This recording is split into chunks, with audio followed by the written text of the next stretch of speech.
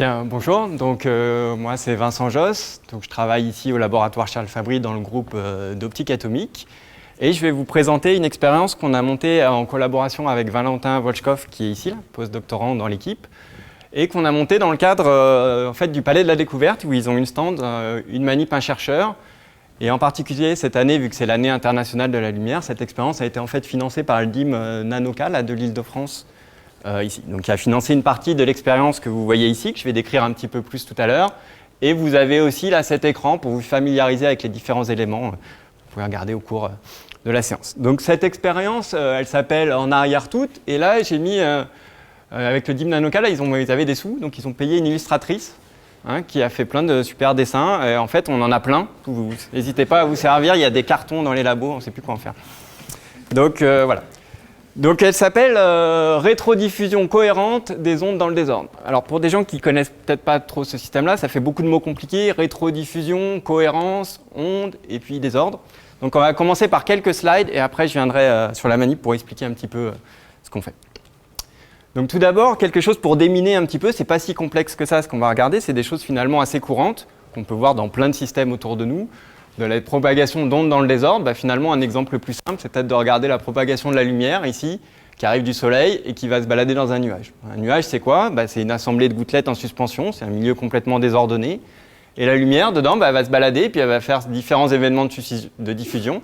Là, par exemple, j'ai pris un chemin et ça part dans ce sens-là, et puis je peux en avoir toute une infinité. Là. Et a priori, on s'attend que ça parte dans toutes les directions de l'espace. C'est vraiment une autre image qu'on pourrait donner, c'est comme si vous baladez dans un flipper. Ça rebondit dans toutes les directions, puis au bout d'un moment, ça sort. Et a priori, tout ça doit être plus ou moins homogène spatialement. Donc ça, c'est un premier exemple, et je reviendrai dessus dans quelques instants. Un autre exemple, c'est aussi ce qui se passe finalement quand vous faites de l'imagerie dans les milieux acoustiques, enfin avec des milieux biologiques avec des ondes acoustiques. Ce que vous utilisez, c'est justement la diffusion des ondes sur différents tissus biologiques, et puis vous regardez ce qui revient. Et enfin, un dernier système qui est aussi complètement relié à ça, alors ça, c'est peut-être un peu moins intuitif, mais d'une certaine manière, la conduction électrique dans les métaux, là j'ai mis un petit fil de cuivre ici, est aussi reliée à cette propriété d'onde, de propagation d'ondes dans le désordre. Les électrons, en fait, c'est des particules quantiques, et donc c'est d'une certaine manière des ondes de matière. Donc une façon d'expliquer ces phénomènes de résistance, de conduction, là, c'est la diffusion des électrons là, dans les impuretés ici. Donc voilà, vous avez toute une sorte de système assez différents qui vont tous expliciter plus ou moins la même physique, qui est par certains côtés assez complexe. Donc pourquoi moi je vous présente cette expérience ici ? Juste quelques petits mots sur ce qu'on fait au laboratoire. En fait, on utilise un système bien particulier qui est assez connecté avec tout ce qui se passe ici dans la matière condensée. On va utiliser là aussi des ondes de matière qui sont constituées par des atomes qu'on va refroidir par laser à des températures extrêmement faibles. Quand je dis extrêmement faibles, on est au nano-Kelvin, au milliardième de Kelvin, pardon. Et à ces températures-là, la matière se comporte de manière quantique. Finalement, c'est comme des ondes. Et donc, on retrouve finalement ces mêmes propriétés-là. Donc, ce qu'on va faire, c'est qu'on va les envoyer. On met un désordre, je ne vous détaille pas comment je le fais, mais vous imaginez que je ne suis pas capable de mettre des petits obstacles. Et puis, on va regarder les propriétés de propagation avec tout un ensemble de propriétés plus ou moins étranges. Donc, ici, je ne vais pas bien sûr faire l'inventaire de tout ce qu'on peut faire, mais juste vous montrer un type d'expérience qu'on peut regarder, qui est de montrer que finalement, si on regarde, je reviens ici sur cette image, je vous ai dit, a priori, je peux imaginer que je vais avoir la lumière va être diffusée dans toutes les directions et de manière plus ou moins probable. Je reviens avec ces écus probables, je reviens vraiment avec cette idée de, vous avez, c'est dans le flipper, là, ça rebondit dans tous les sens et puis ça ressort. Ce qu'on va voir, c'est pas vraiment ça, c'est que si on regarde précisément exactement dans la direction de rétrodiffusion, donc la lumière est dans ce sens-là, je regarde exactement dans cette direction-là, avec un cône angulaire, vous allez voir, extrêmement fin, de l'ordre du degré et même inférieur à ça, je peux avoir une augmentation vraiment significative de l'intensité qui j'attends en théorie même d'un facteur 2. Donc 2 fois, si je suis capable de regarder pile dans cette direction, 2 fois plus de lumière. Donc pour vous montrer juste une petite image de ce qu'on peut faire dans le labo, par exemple, je fais la même manip, j'envoie ça et puis je regarde, là je vous ai montré un chemin, mais je peux regarder ce qui se passe dans l'ensemble des directions. Et ça, c'est un histogramme, en quelque sorte, de toutes les directions, de la probabilité d'être diffusé dans toutes les directions. Donc vous voyez que c'est complètement homogène dans toutes les directions, sauf ici, paf. On voit clairement ce petit pic, et ça correspond à une augmentation. Ça, c'est exactement la direction qui correspond à la direction de rétrodiffusion. On voit clairement, hop, une augmentation significative de ça. Donc j'aurais pu bien sûr déplacer toute la salle de manip et la mettre ici, mais ça aurait pris largement la taille de l'estrade. Donc ce que je vais montrer, c'est que finalement, on peut voir exactement le même effet sur un système bien plus simple, qui est celui qui est présenté ici, où on va regarder simplement la diffusion en fait, d'un laser, qui est ici, vous voyez, là, rouge, que j'envoie ici sur cette feuille de papier, et je vais regarder si j'ai pas plus de lumière dans ce sens-là. Donc j'en arrive à la description de la manip. Donc vous l'avez ici, je vais le présenter pas à pas. Donc là, vous avez en gros, il me faut un laser, donc c'est la même chose que ce pointeur-là. C'est tout ce bloc qui est ici, là. Donc vous avez un laser hélium néon que j'ai mis ici, là. Là, vous avez quelque chose qui met en forme le faisceau, on s'en occupe pas trop, mais tout ça, en gros, c'est mon pointeur laser. D'accord? Donc une fois que le laser sort ici, là, je vais l'envoyer sur une lame séparatrice qui va prélever une partie de la lumière et l'envoyer comme ça. Donc c'est la lame que vous voyez ici. Et ce qui va m'intéresser, donc ça, cette partie-là, pour l'instant, c'est bloqué, on ne s'en intéresse pas du tout pour la suite, mais on va prendre la lumière, hop, qui est envoyée là, dans le papier et qui arrive ici. Donc, pour vraiment mettre les choses au clair tout de suite, le papier, là, c'est quelque chose de très fin, on a tous l'habitude, c'est 180 microns. Donc, on pourrait avoir l'impression que ce qui se passe, c'est que la lumière arrive dessus et elle repart. Il faut vraiment changer cette vision-là, c'est vraiment quelque chose de volumique qui va se passer, puisque si je regarde au microscope, là, ma feuille de papier, c'est en fait constitué d'un milieu désordonné de fibres de boîtes de cellulose. Et on peut voir, et on reviendra sur cette notion tout à l'heure, que finalement, c'est ça qui va diffuser la lumière, et que la distance entre deux événements de diffusion, c'est à peu près 25 microns. Donc si je compare avec cette épaisseur de feuille de papier là, qui est à peu près de 180 microns, c'est extrêmement grand. Donc en gros, ce qui se passe là-dedans, le faisceau arrive, et il va typiquement faire une dizaine de rebonds avant de sortir, là aussi dans une direction a priori complètement quelconque, puisque je me suis baladé assez à l'intérieur de ça. Une fois de plus, pensez au flipper, si ça vous va comme image. Donc une fois qu'il y a ça, en fait, on va s'intéresser bien sûr, ce que je vous dis, mon intérêt, ça va être d'essayer de vous montrer, on a cette caméra ici, là, qu'on voit là, qui est physiquement ici, qui est placée exactement dans la direction de rétrodiffusion. Donc ce que je vais de voir, c'est est-ce que je peux justement voir une augmentation locale là-dessus. Donc ça va nous intéresser, mais avant de bien comprendre ce qui se passe, on va commencer par regarder finalement dans une autre direction quelconque qui va servir de référence. Donc là, j'en ai pris une, par exemple, qui est celle où ça passe à travers, c'est pas ici, et avec le miroir qui est renvoyé vers cette caméra que vous voyez ici. Donc à partir de maintenant, je vais vous montrer ce que voient ces deux caméras, donc celle-ci qui va être la caméra de référence et celle-ci qui va être la caméra donc, de rétrodiffusion. Donc je lance le logiciel et donc ça c'est arrivé sur l'ordinateur et ce que vous voyez c'est juste l'écran que j'ai là devant les yeux. Donc les caméras, là pour l'instant, donc ce que vous voyez, je les ai allumées. C'est en fait le bruit, c'est noir. Là, j'ai mis à chaque fois un cache de papier noir. D'accord ? Donc, ce qu'on va commencer par faire, c'est regarder ce qui se passe, je vous ai dit, dans une direction quelconque, ou d'après tout ce que je vous ai dit, je m'attends à avoir une répartition complètement homogène là, de la lumière. Donc, je dois avoir une tache sans pattern particulier. Alors, enlevons le cache. Et ce qu'on voit, finalement, ce n'est pas exactement ce que je vous avais dit.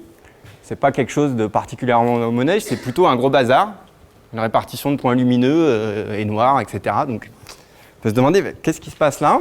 Et en fait, pourquoi je vous montre ça ? C'est pour amener un autre concept que je n'ai pas encore créé jusqu'à présent, qui a été un peu évoqué par Mireille. C'est qu'en fait, les ondes, c'est quoi leur particularité ? C'est qu'elles peuvent interférer. D'accord ? Donc l'image la plus simple, si vous n'êtes pas habitué avec l'optique d'interférence, c'est ce qui se passe à la surface de l'eau. Vous jetez deux cailloux comme ça va faire des ondes sphériques. Donc c'est cette image qui est ici, et il y a des points où finalement ces ondes là, de surface vont se sommer et donc donner des points brillants ou des points noirs. D'accord ? Donc si je prends que deux points qui sont déterministes, là, comme ça, de trous, ça fait une belle figure ordonnée. Ce qui se passe ici, c'est un peu la même chose, mais comme c'est le bazar dans mon papier, l'image qui serait la plus proche, c'est d'imaginer que vous lancez toute une série de cailloux dans l'eau, là, comme ça, et au lieu d'avoir une belle figure ordonnée, vous allez avoir une figure complètement aléatoire d'interférence, et c'est exactement ça. Voilà. Donc ça rajoute un petit peu de complexité par rapport à ce que je vous ai dit là. Mais si je reviens à mon idée de vous dire, je veux plutôt regarder ce qui se passe de manière homogène, ce que je n'ai pas dit jusqu'à présent, mais ce que j'ai sous-entendu, c'est que je vais regarder en fait des trucs un peu statistiques. Je veux dire, en moyenne, j'ai plus de lumière là. Donc statistique, ça veut dire quoi ? Ça veut dire que ce que je vais faire maintenant, je vais m'amuser à bouger le papier là, comme ça. Donc si je bouge le papier, cette taille là va bouger. Pourquoi ? Parce que les points ne sont pas exactement à la même position, donc les points brillants qui étaient à un endroit ils vont devenir sombres, etc. Donc pour avoir ce côté homogène, ce que je vais faire, c'est que je vais utiliser maintenant, j'ai mis un petit moteur ici, là, vous voyez, hop, qui va faire tourner cette feuille de papier, et je moyenne. Alors ce que je vois ici, c'est pas super joli, et c'est censé être vaguement homogène. Bon, il a un peu bougé entre-temps, mais c'est pas très très grave, on va voir ce qui se passe dans l'autre, j'espère que ça va marcher, c'est un peu du live. Ça, c'est ce que j'appelle homogène. Bon, il n'y a pas vraiment de structure, c'est un peu moche, et forcément, là, il y a de la lumière un peu partout, donc il y a un peu de la lumière parasite. Mais ça, c'est en gros ma référence. D'accord? Donc je m'arrête, et je vais arriver, bien sûr, à tout ce pourquoi on est là. C'est regarder, maintenant, qu'est-ce qui se passe, cette fois-ci, quand je vais enlever le cache ici, et regarder dans cette fameuse direction de rétrodiffusion. Donc, une fois de plus, maintenant, je vais regarder ici, où c'est vraiment aligné pile dans cette direction-là. Et on va regarder donc des chemins, là, où comme ça, vous avez un chemin qui se balade dans l'intérieur du papier et qui revient exactement dans cette direction-là. Donc là, je suis un peu stressé parce que je ne sais pas si ça va marcher. Oui, si, à peu près. Alors, ça n'a pas l'air fabuleux non plus, parce que finalement, je vois le même bazar. Je me dis, bon, bah, c'est pas très clair son truc, mais si vous avez les yeux de la foi, vous voyez qu'il y a quand même vaguement un truc. Alors, pour le voir, ce truc, bah, il faut que je fasse la même astuce. Ce que je vous ai dit pour comparer ce qui est homogène ou pas homogène, il faut que je casse ces interférences. C'est-à-dire que ce que j'ai dit, je ne l'ai peut-être pas dit assez explicitement, c'est qu'en moyenne, tous ces effets d'interférence, je les annule, ils ne servent pas à grand-chose parce que ça fait des plus, des moins, etc. Donc allons-y. Et là, j'ai peur. Ah non, ça marche. Voilà. Donc l'effet est là, merci. Parfois, j'ai doute que ça soit vraiment spectaculaire. Mais donc voilà. Donc vous avez une augmentation vraiment claire. Là, quand c'est rouge, ça veut dire beaucoup plus de lumière, exactement dans cette direction. Donc ça, c'est vraiment fin angulairement, pour vraiment se mettre les idées en tête. Ça, c'est 0,2 degrés à peu près, si je prends l'échelle de ma caméra. Là. Donc si je regarde ce qui se passe devant vous, là, si j'enlevais la caméra, ça ferait une tâche d'un peu moins d'1 centimètre, là, au premier rang des spectateurs. Donc c'est vraiment, il faut aller vraiment regarder exactement là où il faut pour voir cet effet. Une autre chose aussi importante, souvent, je sais qu'il y a des esprits un peu chagrins qui disent « Ouais, bon, il y a quelque chose en rétrodiffusion, bah, il suffit que je mette un peu un miroir. » Bah, c'est un peu l'air un peu facile, cette histoire-là. Donc, un truc pour vous convaincre de ça, bah, ce que je vais faire, c'est que je vais m'amuser à bouger ce papier. Et si c'est vraiment lié à ce papier, bah, si je le mets à le bouger, vous êtes d'accord qu'on sent que ça, c'est pas très robuste. Allons-y, alors ce que je vais faire, c'est que je vais mettre simplement mon doigt dedans. Oui, il n'a vraiment rien à carrer, entre guillemets. Pourquoi ? Parce que c'est vraiment pas lié à mon papier. C'est lié uniquement à cette direction incidente qui ne bouge pas. Ça, je ne bouge pas mon laser. D'accord ? Donc je peux le faire pareil aussi, comme ça, c'est la même chose, je bouge l'angle, il ne se passe absolument rien. Normal, c'est vraiment lié exactement dans la diffusion. Donc voilà pour ça. Alors comment, je ne vous ai pas expliqué d'où ça vient, alors juste là rapidement, parce que c'est peut-être un petit peu plus compliqué. Ce que je vous ai dit jusqu'à présent, c'est que ces effets d'interférence, là, s'annulent complètement quand je moyenne, et puis voilà, ce qui était le cas ici. Ici, pourquoi ça ne s'annule pas complètement ? Bah, en fait, c'est parce qu'il y a une petite astuce. C'est qu'à chaque fois que je regarde un chemin là, que je vous avais mis ici, bah, en fait, mon faisceau, il est très large. Il fait quelques millimètres, et ça, c'est quelques microns. Donc j'ai plein de rayons qui arrivent là. Bah, je peux trouver, à chaque rayon qui fait ça, je peux trouver un chemin réciproque, un comparse, si vous voulez, qui fait là, exactement l'inverse. Tac, tac, tac, tac. Puisque chaque chemin, la lumière peut se propager dans un sens, ça se propage aussi dans l'autre. Et ben, ces deux chemins sont complètement équiprobables, ils vont interférer constructivement, et c'est la somme de ces deux gugus là qui ne se sépare pas, qui ne disparaît pas quand on somme, et qui est liée à cette augmentation-là. D'où le nom de rétrodiffusion cohérente, parce que finalement, c'est le seul endroit où il va rester une trace de mes interférences dans le système. Donc voilà, pour ça, je ne résiste pas quand même à vous montrer des... Ah oui, non, petite chose, à quoi ça sert ? Bon, je pourrais détailler pendant un petit peu longtemps ici. Finalement, ça peut être utile parce que si je mesure ça, là, je vous ai dit le 0,2, en fait, ça fait 0,2 degrés. D'accord ? Ça, je peux le mesurer de ma caméra, je connais exactement les dimensions, à peu près en angulaire. Donc, c'est vraiment très étroit. Et il se trouve que je peux relier ça au parcours moyen. Le parcours moyen, c'est la distance entre ces événements de diffusion. C'est simplement le rapport entre la longueur d'onde de mon laser et cette distance-là. Donc, de cette mesure, ici, bah, je peux en déduire, sans avoir besoin de microscope ou quoi que ce soit, le libre parcours moyen à l'intérieur de mon milieu. Donc d'une certaine façon, ça c'est une façon non destructive, non invasive, pour aller mesurer finalement ce qui se passe à l'intérieur de mon truc. Donc par exemple, il y a un autre exemple, c'est pour ça que je voulais vous dire ça. Ça c'est assez joli parce que c'est vraiment partout cet effet-là. Donc, et en particulier bon, partout, on ne se balade pas tous les jours autour des anneaux de Saturne, mais il se trouve que la sonde Cassini, à un moment, ils observaient là, leurs anneaux, et dans une configuration, ils avaient le Soleil exactement dans le dos. Bah, donc c'est toujours la même config.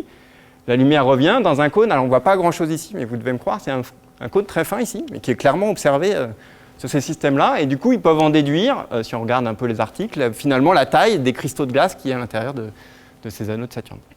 Donc tout un panel de phénomènes. Aussi, alors dans la pleine lune, jamais à vérifier vraiment, mais si vous trouvez une config où vous êtes vraiment pile dans la configuration, où vous êtes en train de regarder avec le soleil dans le dos, donc belle pleine lune, il y a une augmentation de la luminosité d'à peu près 40% qui serait due à ces effets-là.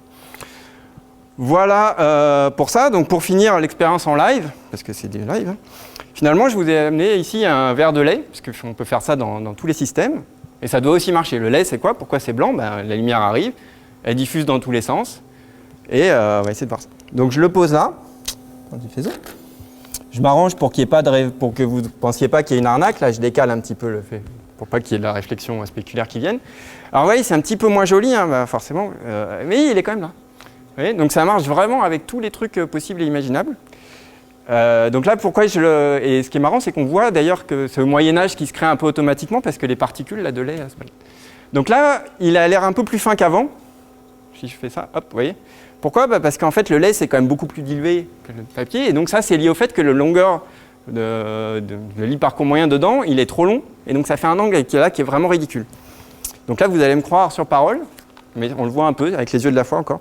Ce que je vais faire, c'est que je vais rajouter de la crème fraîche, épaisse. Je ne veux pas le boire, hein, c'est dégueulasse. Mais... enfin, s'il y en a qui veulent. Donc je mets ça. Pourquoi je fais ça? Bah, parce que ça, c'est quand même beaucoup plus épais et ça va diminuer, ça va augmenter le désordre, si vous voulez. Bon, il faut un peu les yeux de la foi, mais il est plus gros, en fait. C'était surtout pour la blague de la crème fraîche. Voilà. Bon, j'ai été un peu long, mais voilà,